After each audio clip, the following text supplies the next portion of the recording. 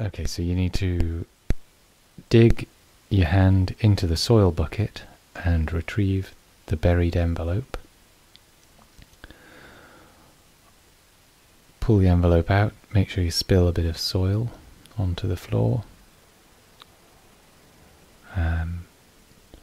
Now pour some water from the other bucket onto the spilled soil. That's it. Now open the envelope and you can start to read out the lecture.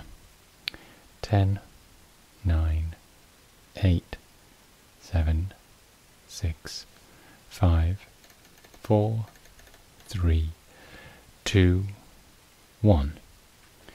Good evening. Welcome to Make to Meet at Derby Guildhall Theatre, Europe.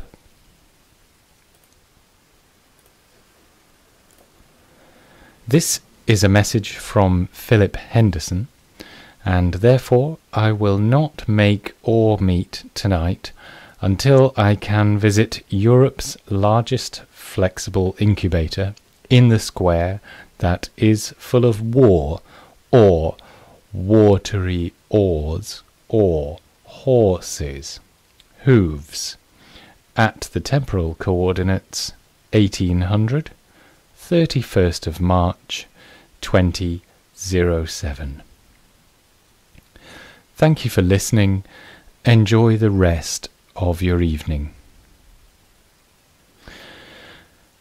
Bruce and Hannah have invited me to talk to you tonight.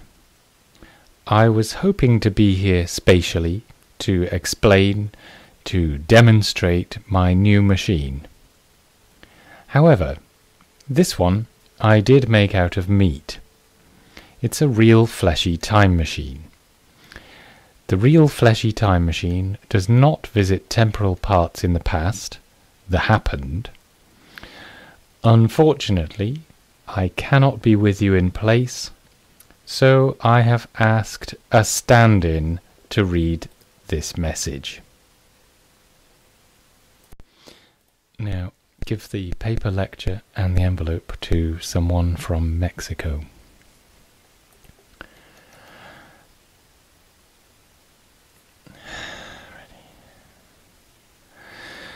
Some of you may be aware that I have been growing a time machine since 2010.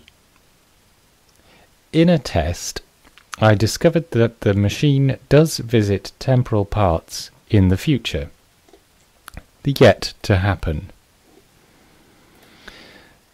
The machine is similar to any other machine in that it simultaneously uses numerous temporal parts. I have yet to completed the design, the construction of the machine, and it is now realized, now activated, now complete.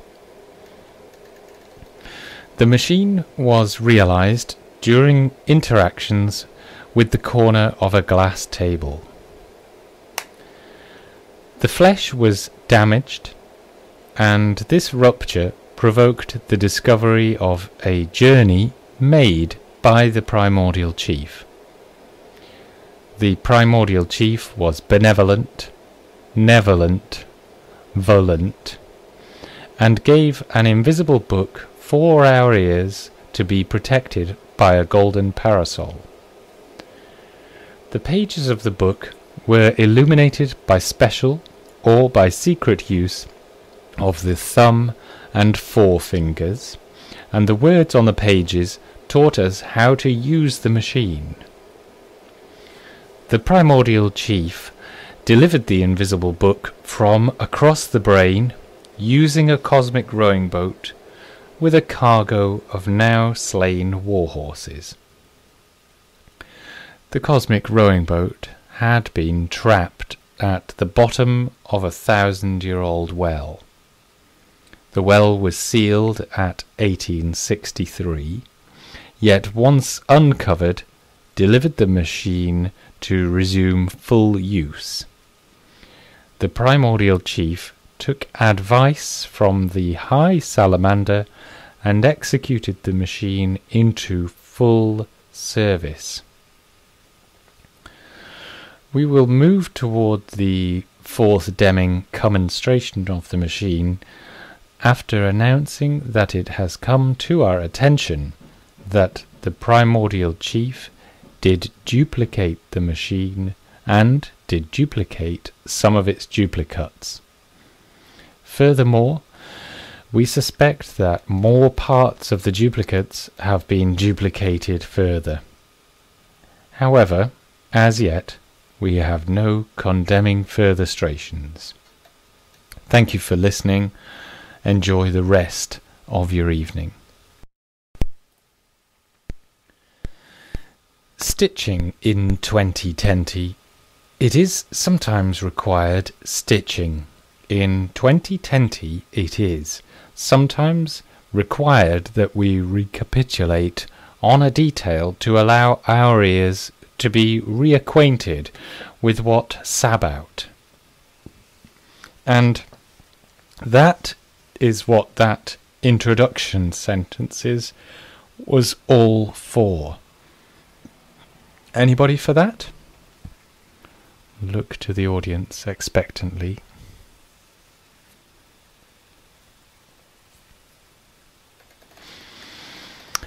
Good evening. We have been invited to talk to you tonight by Conroy, Katie, Rebby, Steve, Default Magazine, Anthony, BCAF, and Bruce. And Bruce.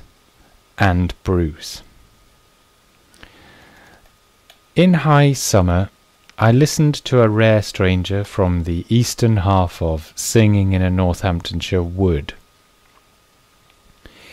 In the same way as the brief recapitulation has not ended, the event and the event within the event are asynchronous, since We Came to Birmingham has come to the end of its tether.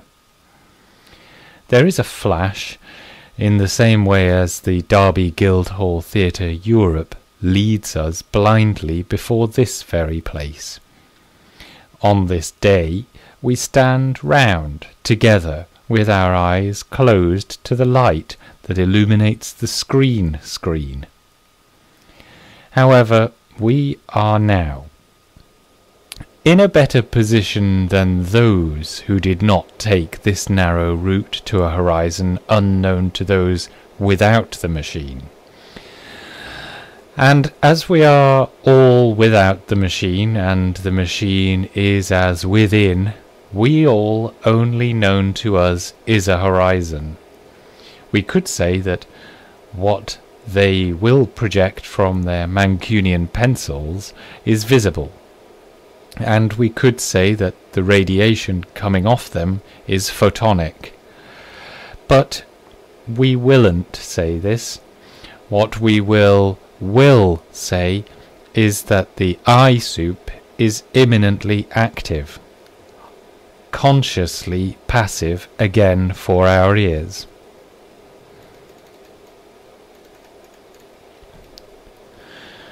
The primordial chief has personally certain somebody that there will be kindness enough after the war to donate pages from his invisible book for our ears to be protected by a golden parasol. The gold was found at 1851 and is believed to illuminate pages of the invisible book by special or by secret use of the thumb and forefingers. The primordial chief entitled the invisible book The Primordial Phrase, a Cochlean Exposition of Cacophonics. As the second chapter is underway here in place with you within the new Palace of Blood, and for the benefit of those of who you are as yet unable to witness the earlier lectures, we will read from the third chapter entitled Le Voyage Interdimensionnel. Now look at the book. on our sick trip away from Earth to light and made us return on blindness fear. Forced us, we found, the first beams planet. With time, beams into ambition we climbed. After now again recovered our leap, and the great propulsion we did light. We are always immediately elastic in arrival. There was no light beam we knew. Everywhere the outstretched bodies rod. Now put the book down. As the cosmic rowing boat glides over the smooth, hard crystal that we can see, the cone extending above the boat intersects with cones extending above the boat at other places on the brain.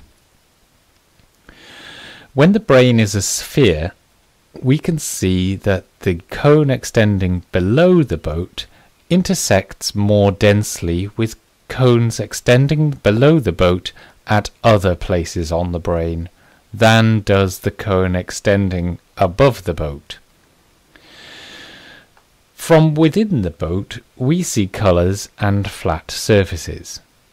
The dense intersections extending below continue and protrude through the sphere above the boat at other places on the brain.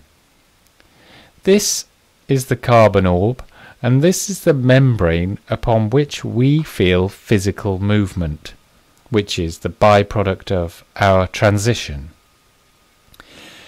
In transit we pass from one form to another, like flitting from awareness that we are approached by an unveiling of knowledge that is hidden now and that will confuse the science perception machines. Unfortunately, we have our temporal coordinates only nearly accurate and are therefore visible in places other than Derby Guildhall Theatre. This confusion and the subsequent liberation of the infinitesimal may be labelled by us flitting, and may be triggered by a group of people in Manchester, Europe. As soon as the science perception machines indicate to us that we are emitting,